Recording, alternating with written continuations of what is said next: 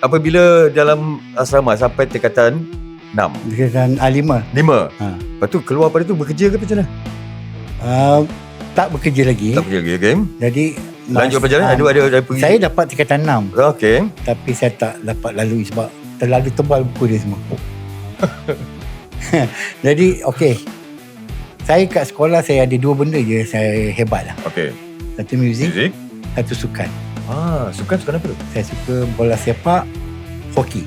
Sepak hoki. Aha. Okey. Jadi pernah Saya pernah mewakili daerah. wakil daerah. Dua-dua tu. Bukan kaleng-kaleng juga kan ni Ya, bang.